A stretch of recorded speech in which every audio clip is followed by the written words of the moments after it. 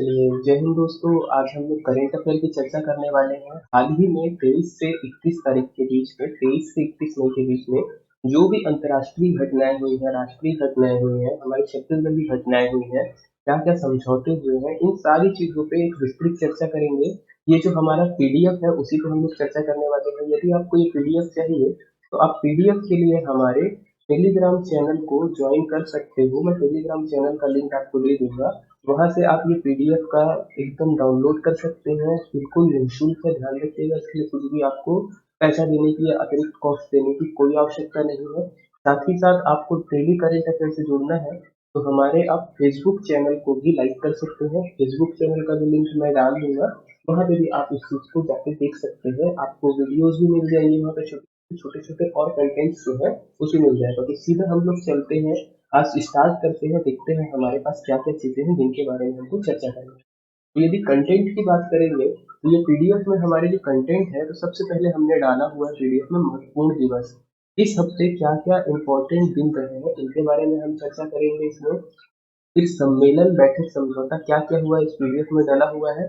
ऐसे ही अभियान योजना है, नियुक्ति है, पुस्तकें हैं, क्या क्या पुस्तकें लिखी गई हैं, खेल परिदृश्य, खेल में क्या क्या चीजें हुई हैं उनके बारे में, अर्थव्यवस्था, किन किन लोग हमको छोड़ के गए हैं उनके निधन के बारे में, साइंस एंड टेक्नोलॉजी के क्षेत्र में क्या विकास हुआ है उसके बारे में, कुछ विशेष खबरें, इंटरनेशनल खबरें और छत्तीसगढ़ के बारे में। तो इतनी चीजें हैं जो इस बार हमने इस पे डाली हुई है। एनालिसिस करने के लिए हम लोग इस बार उल्टा काम करेंगे। सबसे पहले छत्तीसगढ़ के बारे में एनालिसिस करते हैं और चलते हैं हम लोग छत्तीसगढ़ वाले सेक्शन पे।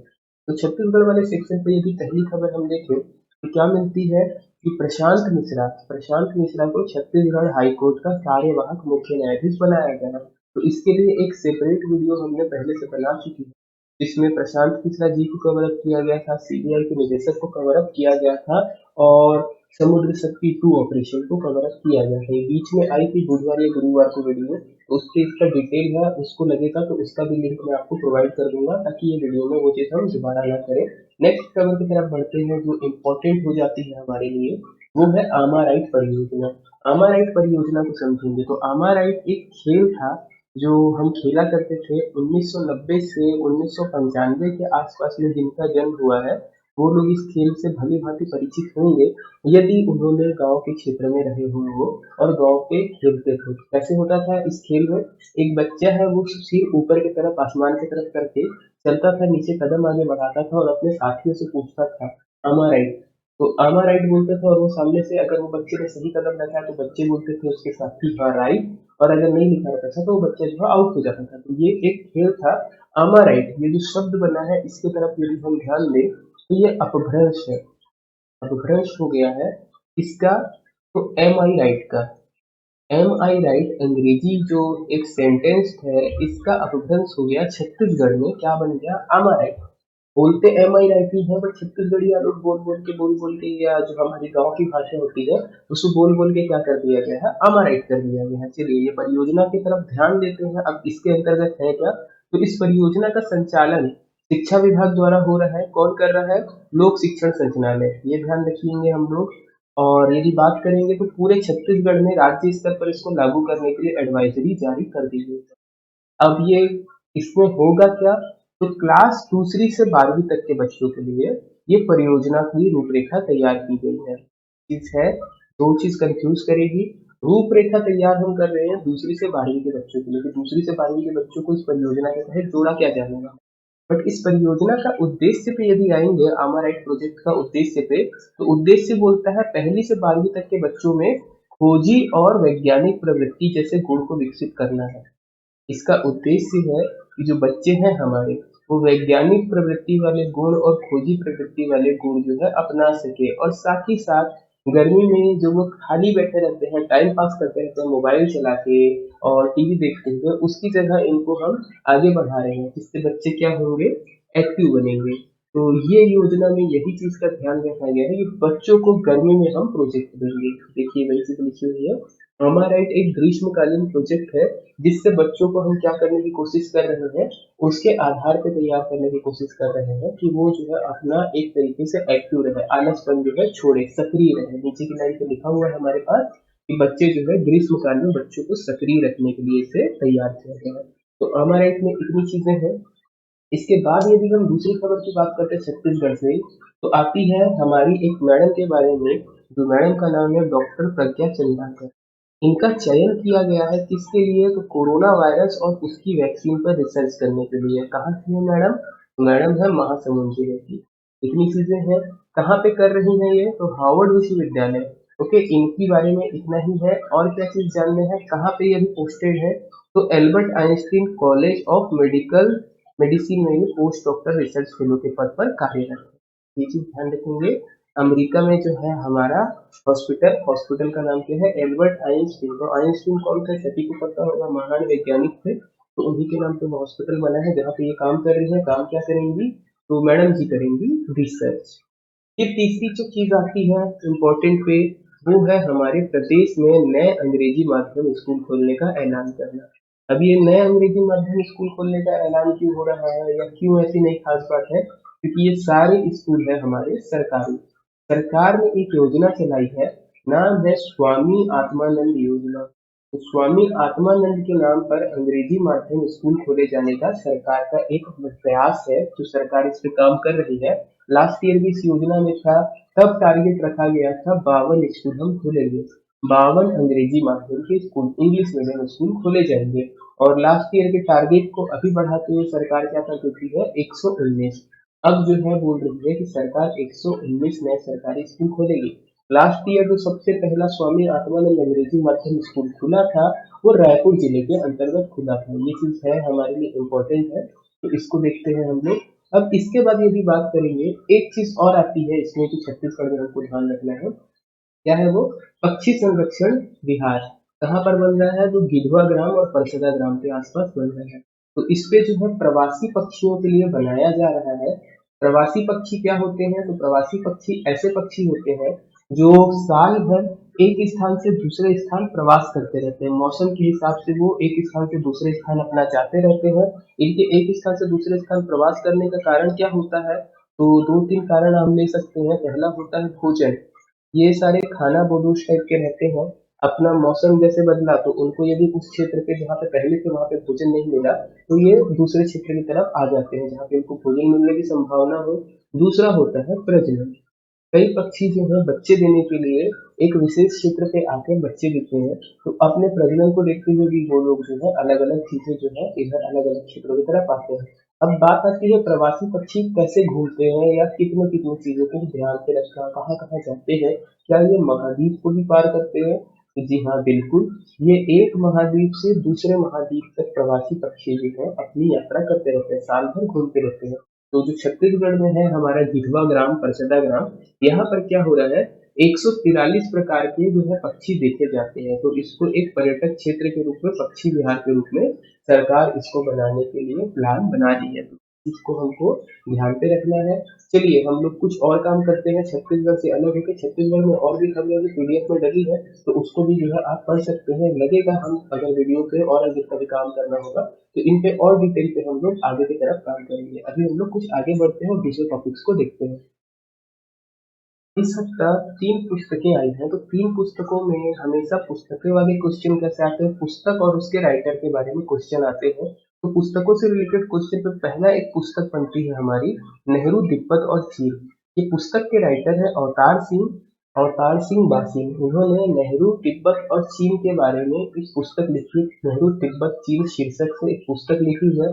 जनरल सी बात है, जाहिर सी बात है, तिब्बत और चीन दिख रहा है और नेहरू का जिक्र आ रहा है, तो ये पूरी पूरी पुस्तक किसके बीच में होगी, कौन से टाइम पीरियड के बीच में, तो 1900 से 49 से 1962, जब भारत आजाद होता है और चीन के साथ हमारा पहले दोस्ती वाला संबंध रहता है, हिंदी चीनी भाई भाई के नारे लगाए जाते हैं। और 1962 आते आते जब चीन तिब्बत पे कब्जा करने की कोशिश करता है और पंचशील जो हमारे समझौते रहते हैं, उसके बाद चीन जो भारत पर एक तरफा युद्ध होता है, इन सारी घटनाओं का जिक्र है इस पुस्तक के अंतर्गत। तो उस चीज का विश्लेषण करती है ये पुस्तक, किसने लिखी है, अवतार सिंह बासी ने लिखी है। ऐसे ही एक पुस्तक आती है, India and Asian geopolitics, the past and present. ये पुस्तक लिखते हैं शिव शंकर मेनन जी। इनके बारे में जानेंगे, बट पहले एक ये वर्ड समझना है, जियोपॉलिटिक्स क्या होता है। हम सभी को पता है पॉलिटिक्स, पॉलिटिक्स का मतलब क्या होता है, पॉलिटिक्स का मतलब होता है राजनीति, राजनीति करना। जब इसके आगे जियो जुड़ता है, तो जियो पॉलिटिक्स मतलब जियोग्राफी से जुड़े हुए पॉलिटिक्स। हम सभी को पता है हमारे आसपास के पड़ोसी देश, हमारा पूरा विकास निर्भर करता है कि हमारे संबंध उनसे कैसे हैं। आखिरी टाइम अगर हमारे संबंध खराब है तो हो सकता है उनसे हमेशा हमें हमलों का डर रहे, उनसे साथ युद्ध होता रहे, और अगर वही चीज अच्छी होगी तो हमारे साथ उनके संबंध अच्छे, तो हम लोग साथ में मिलकर विकास करेंगे। तो जियो पॉलिटिक्स, चूंकि भारत को यदि आप देखोगे, एक तरफ से पाकिस्तान, एक तरफ से चाइना, एक तरफ से बांग्लादेश, तो इन सब के साथ मिलके हम कैसा संबंध बनाए, कैसी पॉलिटिक्स इनके साथ हम करें कि हमारा विकास अच्छे से हो, इस चीज को हम बोलेंगे क्या, जियो पॉलिटिक्स। तो शिवशंकर मेनन जी जो है वो लिख रहे हैं इसी के बारे में, India and Asian Jio politics, Bharat और एशिया का जो क्षेत्र है उसका जियो politics, the past and present, मतलब इसका इतिहास क्या है और अभी वर्तमान में ये कैसा चल रहा है, इसके बारे में एक एनालिसिस करके इन्होंने पुस्तक लिखी है। इनकी बात करें मेनन जी की, तो ये एक राजनयिक रहे हैं। कब थे ये, तो मनमोहन सिंह की सरकार के समय पे ये चीज, ये सुरक्षा सलाहकार के रूप में भी काम कर चुके हैं, मतलब एक बहुत बड़े व्यक्ति हैं जो सुरक्षा सलाहकार के पद तक पहुंचे हैं, राजनयिक रहे हैं। वो लिख रहे हैं इस पुस्तक को, तो जरूर कुछ बहुत अच्छा डिटेल पे ये काम करे होंगे। ओके, इस पुस्तक में क्या है, तो पुस्तक के पहले भाग में उपनिवेशवाद से लेकर वैश्वीकरण तक की अवधि को शामिल किया गया है। पुस्तक के दूसरे भाग में समकालीन एशिया को भी शामिल किया गया है। उपनिवेशवाद की जब बात आती है तो उपनिवेशवाद समझ जाइएगा, भारत जब अंग्रेजों का गुलाम था वहां से लेकर ये शुरू कर रहे हैं, और वैश्वीकरण तक की नीति बोल रहा है, तो जब हम मार्केट खोल देते हैं हमारा दुनिया के लिए 1990 के आसपास पे, तो वहां तक की ये जो है अवधि के बारे में ये जिक्र करने की कोशिश कर रहे हैं। इसके बाद एक और पुस्तक आती है, नीना गुप्ता मैडम की है, वो क्या लिखती है, सच कहूं तो। ये इस पुस्तक के बारे में क्या है, तो इनको आप पढ़ सकते हैं पीडीएफ पे, वीडियो लंबा हो जाएगा तो मैं यहाँ पे इसको एक कट लेता हूँ और आगे की तरफ हम बढ़ते हैं। कुछ अभियान योजनाओं की बात की जाए तो अभियान योजनाओं में जो एक योजना खास निकल कर आती है उसका नाम है मिशन ऑक्सीजन सेल्फ रिलायंस योजना। ये योजना क्यों बनी है, तो सीधी सी बात है, हम सभी को पता है अभी जब कोविड-19 हुई थी बीमारी, तो उस समय महाराष्ट्र सरकार जो है उसमें लिक्विड ऑक्सीजन की मांग बढ़ गई थी। अभी आप देख रहे होंगे दिल्ली की सरकार बोल रही थी हमारे पास ऑक्सीजन नहीं है। ये जो ऑक्सीजन की कमी हो रही थी, इसको पूरा करने के लिए सरकार ने एक योजना लेके आई है, उससे जुड़ा हुआ है, क्या नाम है, मिशन ऑक्सीजन सेल्फ रिलायंस योजना। तो महाराष्ट्र राज्य ने क्या किया है, ऑक्सीजन पूर्ति के लिए मिशन ऑक्सीजन सेल्फ रिलायंस योजना को लागू की है। इस योजना के तहत ऑक्सीजन उत्पादक उद्योगों को विशेष प्रोत्साहन दिया जाएगा। योजना में हो रहा है क्या, कि जो भी उद्योग ऑक्सीजन जनरेट करते हैं, ऑक्सीजन बनाते हैं, उनको सरकार विशेष प्रोत्साहन देगी। प्रोत्साहन देने का मतलब होता है पैसा देगी, ताकि वो लोग अपने उत्पादन बढ़ा सके, तो ये चीज है। इससे जुड़ी हुई एक और योजना आती है, कोरोना से जुड़ी हुई, जो अभी आपको हर एक राज्य में धीरे धीरे अलग अलग नाम से दिखने लगेगी। योजना क्या है, वात्सल्य योजना। वात्सल्य योजना को पकड़ेंगे कहाँ पे करा हुआ है, तो उत्तराखंड के मुख्यमंत्री है तीरथ सिंह रावत, उन्होंने वात्सल्य योजना लागू करने की घोषणा की है। इस योजना के तहत होगा क्या, किन लोग पात्र हैं, तो पात्र ऐसे बच्चे हैं जो कोविड-19 के कारण अपने माता पिता को खो चुके हैं, मतलब ऐसे बच्चे जिनके मम्मी पापा की मृत्यु अभी कोरोना बीमारी के कारण हो गई है, तो उन बच्चों को इस योजना के तहत लाया जा रहा है। करेगी क्या सरकार, तो उन बच्चों को 21 वर्ष की आयु तक के लिए, मतलब वो बच्चों को टेन्योर मिल रहा है कि जब तक वो 21 साल के नहीं हो जाते, उनका भरण पोषण, शिक्षा और रोजगार के लिए प्रशिक्षण की व्यवस्था करेगी। ये चीज है कि जब तक वो 21 के नहीं होते, उनका भरण पोषण, शिक्षा और रोजगार के लिए ये सरकार जो है उत्तराखंड की सहायता करेगी। अभी हर एक अलग अलग राज्य की सरकारें और केंद्र की सरकारें कुछ इसी प्रकार की योजना लेके आएंगी। किसी में लिखा रहेगा 18 साल तक की अवधि के लिए, किसी में रहेगा 14 साल की अवधि तक के लिए, किसी में 21 साल की अवधि तक के लिए। तो हर एक सरकार अब कोशिश कर रही है कि ऐसे बच्चे जिनके माता पिता नहीं है अब इस दुनिया में, तो उनको अब सरकार अपना बच्चा समझ के उनके लिए क्या कर सकती है, इसके लिए सरकार काम कर रही है।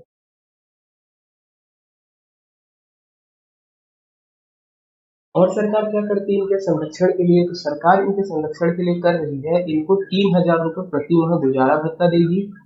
साथ ही साथ जो बच्चे अनाथ हुए हैं, एक कानून बनाने की बात कर रही है सरकार, क्या, जिससे वो अनाथ बच्चे किसी को भी अपनी पैतृक संपत्ति को वयस्क होने तक बेचने का अधिकार नहीं रखेंगे।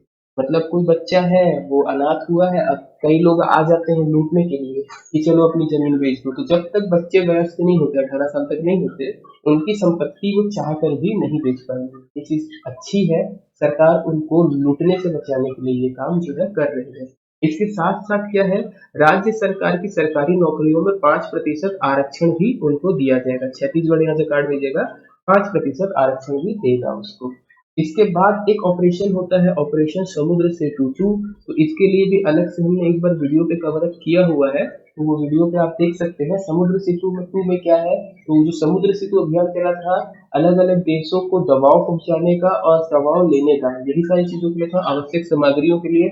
लास्ट ईयर भी चला था नौसेना द्वारा जो है अभियान, इस साल भी चल रहा है। इस साल क्या है, ऑक्सीजन की जो कमी हुई थी, तो ऑक्सीजन की कमी को दूर करने के लिए अलग अलग देश, ब्रुनई और सिंगापुर, यहाँ से ऑक्सीजन और जरूरी दवाओं को लाने के लिए अपना आईएनएस जलाश्व, नाम याद रखना, आईएनएस जलाश्व निकला था। तो एक चीज और करते हैं हम लोग, ये हमारा लास्ट टॉपिक रहेगा, क्या है, तो 23 मई को विश्व कछुआ दिवस मनाया गया था। इसके बारे में जानकारी देते हैं।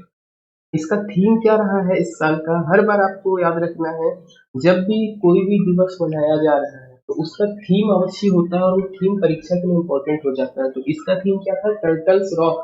टर्टल जो है रॉक करते हैं, कछुए जो है रॉक करते हैं, ऐसे समझिएगा। इसके उद्देश्य क्या है ये कछुआ दिवस मनाने का, तो जब भी किसी प्राणी से संबंधित आता है तो जनरली रहता है उसके संरक्षण के लिए। तो वही चीज है, कछुए जो है, अलग अलग जो कछुओं की प्रजाति है वो विलुप्त हो रही है, विलुप्ति के कगार पे आ गए हैं। तो इनके संरक्षण के लिए और कछुओं के बारे में जागरूक करने के लिए ये जो दिवस है मनाया जाता है। अब यदि कछुओं की बात की जाए, तो कछुए एक ऐसे जीव है जो पानी में भी रहते हैं और आपका थल में भी रहते हैं। इनका पूरा जीवन बीतेगा पानी में, खाने वगैरह की तलाश के लिए लोग रहेंगे पानी में। अब पानी में भी, समुद्र में भी रहते हैं वो समुद्री कछुए, जो नदी के पास रहते हैं, तालाब में रहते हैं, मीठे पानी के कछुए कहलाते हैं। ये थल में कब आते हैं, थल पे या तट पे हमेशा आते हैं ये अंडे देने के लिए। तो कछुओं का प्रजनन बोलिए या अंडे देने वाली बात आती है, तो ये जो है अपना तट की तरफ आते हैं, और यदि तट में सही से देखभाल नहीं की गई, तो उनके अंडों का संरक्षण नहीं किया गया, तो कछुओं की प्रजाति जो है नष्ट होने की पूरी पूरी संभावना रहती है। उड़ीसा में हमको दिखता है जो कछुए होते हैं, ओविल रिडलेड टर्टल, ओविल रिडलेड प्रजाति होती है, वो आके वहां पे अंडा देते हैं, और उनका संरक्षण जो है सरकार करती है। चिल्का झील के आसपास के क्षेत्र में ये काम होता है। इसी पे थोड़ी सी अगर डिस्कस करें हम, तो दुनिया में कछुओं की लगभग कितनी प्रजातियां हैं, 300 प्रजातियां मौजूद हैं। मतलब 300 अलग अलग प्रजाति के कछुए पाए जाते हैं, जिनमें से 129 प्रजातियां जो है लुप्त प्राय श्रेणी में है, लुप्त होने की कगार पे है। अब भारत में यदि बात की जाए, तो मीठे पानी के कछुओं की संख्या कितनी है, 29 प्रकार के प्रजाति पाए जाते हैं, 29 अलग अलग प्रकार के प्रजाति पाए जाते हैं। अब कछुओं के लिए खतरा क्या है यदि हम समझे, तो कछुओं के लिए सबसे बड़ा खतरा था उनकी तस्करी होना, ब्लैक मार्केटिंग होना, कालाबाजारी बोल दीजिए, तस्करी बोल दीजिए, ये होना। ये क्यों होती है, तो पहला कछुए के मांस के लिए, कछुए के खाल के लिए, जो ऊपर का उसका पीठ का कवच होता है उसके लिए। साथ ही साथ कई लोग ऐसा मानते हैं, अलग अलग धर्म में जैसे लिखा रहता है कि घर में कछुआ रखो तो पैसा आता है।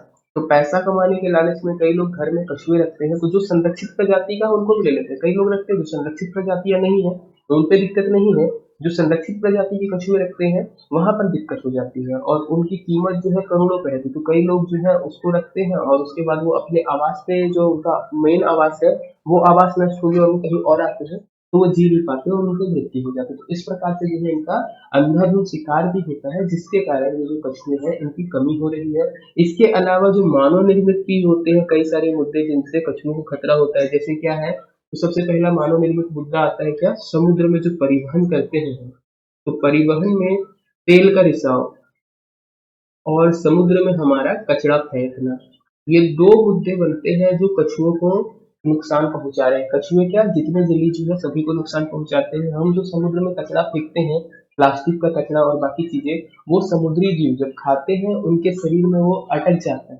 और अटकने के कारण उनका जो पूरा पाचन तंत्र है वो ब्लॉक हो जाता है, जिसके कारण वो जीवों की मृत्यु हो जाती है।